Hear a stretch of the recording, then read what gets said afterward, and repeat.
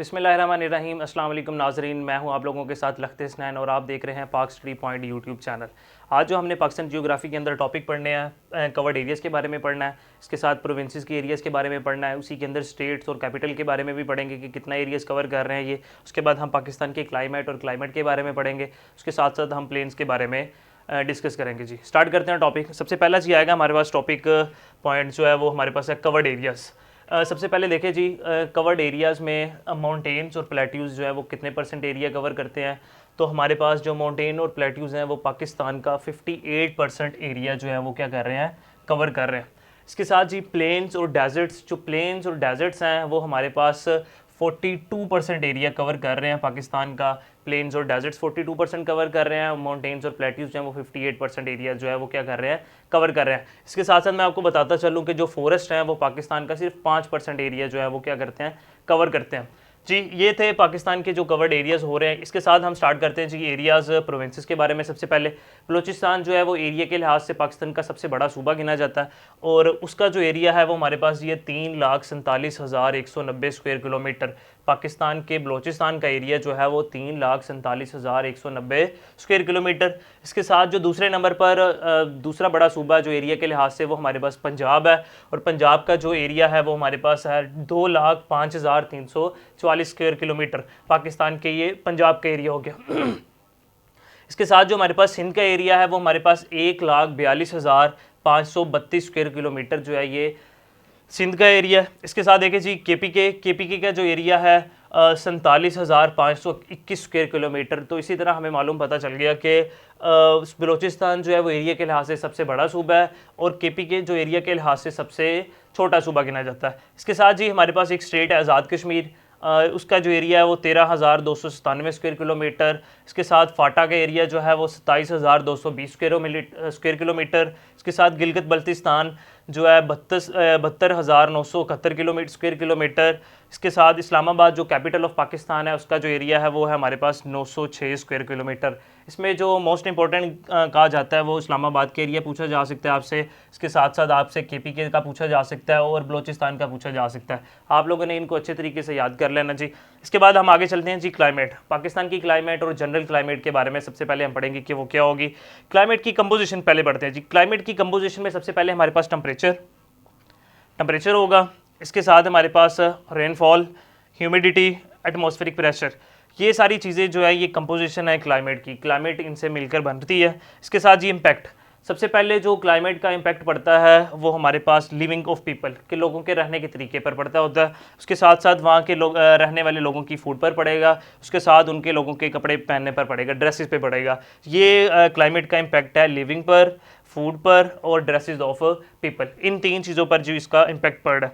अच्छा जी, feature of Pakistan environment. Pakistan के एनवायरनमेंट के जो है वो 3 फीचर है। एक पाकिस्तान की क्लाइमेट है, उसके साथ पाकिस्तान की सोइल है, उसके साथ पाकिस्तान की वेजिटेशन है। ये पाकिस्तान की जी क्लाइमेट पाकिस्तानी एनवायरनमेंट के फीचर्स हैं। उसके बाद जी पाकिस्तान की जो क्लाइमेट है वो हमारे पास हॉट एंड ड्राई है। ये आप लोगों ने अच्छे से पढ़ लेना जी। पाकिस्तान की क्लाइमेट जो है वो आपके पास हॉट एंड ड्राई होगी और पाकिस्तान के अंदर सीजन्स जो हैं वो हमारे पास कितने होते हैं जी, 4 सीज़न पाकिस्तान के अंदर मौजूद हैं जी। एक बार दोबारा देख लेते हैं इन पॉइंट्स को। कंपोजिशन में हमने temperature, rainfall, humidity, atmospheric pressure के बारे में पढ़ा। ये क्लाइमेट की कंपोजिशन है। इसके साथ इसका इम्पैक्ट लिविंग पर पड़ेगा, इसके साथ फूड पर पड़ेगा और इसके साथ इसका ड्रेसेस पर पड़ेगा जी।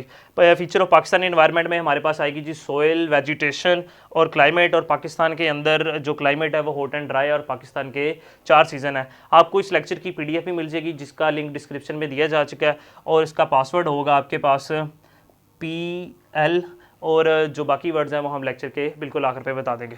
चले जी।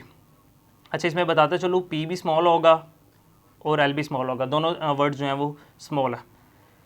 चले जी आगे आएगा जी समर सीज़न। समर सीज़न का उन्होंने टाइम पीरियड लिखा हुआ है जी। टाइम पीरियड जो समर का है वो हमारे पास अप्रैल से शुरू होगा और जून तक जाएगा।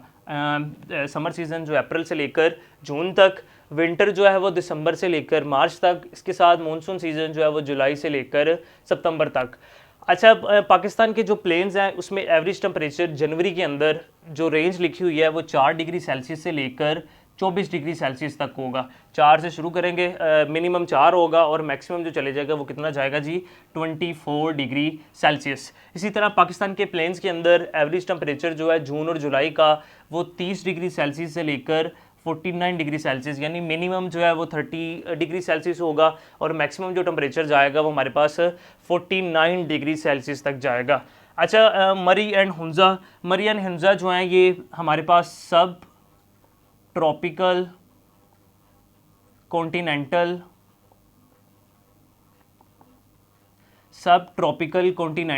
हाईलैंड्स हैं, सब ट्रॉपिकल कॉन्टिनेंटल हाईलैंड्स हैं। इसी तरह सिब्बी और जैकबाबाद हमारे पास सब ट्रॉपिकल कॉन्टिनेंटल लोलैंड्स हैं। आपको पता है कि मरी और हुंजा जो है वो ठंडे इलाके हैं। हाई का मतलब है कि जितना ज़्यादा आप ऊपर जाएंगे उतना ज़्यादा टेम्परेचर जो है वो कम होता जाएगा, यानी वहाँ पर सर्दी होगी। तो इस तरह आप अपने जहन में रख ले कि मरी और हुंजा जो है वो हाईलैंड्स में डाल देते हैं हम, और सिब्बी और जैकबाबाद जो है वो नीचे इलाके पड़ते हैं, इस वजह से वहाँ पर गर्मी ज़्यादा होती है, तो ये सब ट्रॉपिकल कॉन्टिनेंटल लोलैंड्स में आ जाएंगे। उसके बाद जी पाकिस्तान की जो हॉटेस्ट प्लेस है वो हमारे पास जैकबाबाद है। जैकबाबाद जो है पाकिस्तान की हॉटेस्ट प्लेस है। उसके बाद रेनियस्ट प्लेस जो है वो मरी है, यहाँ सबसे ज़्यादा बारिश होती है।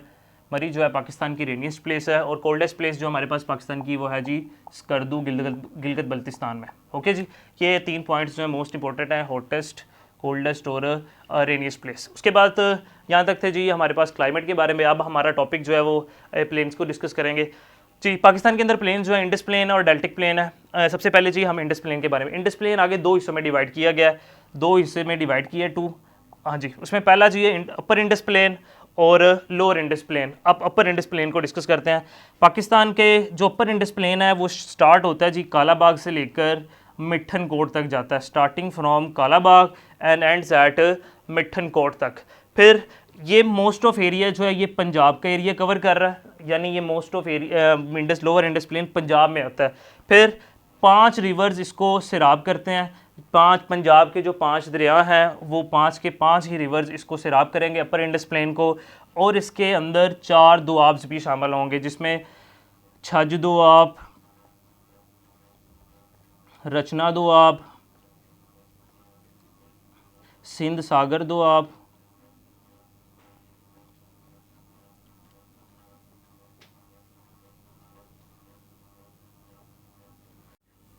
And the last one is हमारे पास जो है वो बारी दोआब। ये 4 दोआब जो हैं वो इस अपर इंडस प्लेन के अंदर ही शामिल होंगे, छज दोआब, रचना दोआब, सिंध सागर दोआब और बारी दोआब। चले जी आगे हम डिस्कस करेंगे जी लोअर इंडस प्लेन के बारे में। लोअर इंडस प्लेन जो है जहाँ से ये ख़त्म होगा वहीं से ही लोअर इंडस प्लेन जो है वो स्टार्ट हो जाएगा। Lower Indus plain Mithankot से लेकर ठट्ठा तक चलता है जी।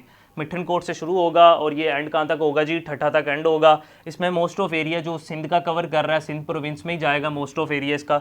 उसके साथ कच्ची सिब्बी प्लेन, ये भी इसी प्लेन के अंदर आएगा। लोअर इंडस प्लेन के अंदर कच्ची सिब्बी प्लेन भी शामिल है जी।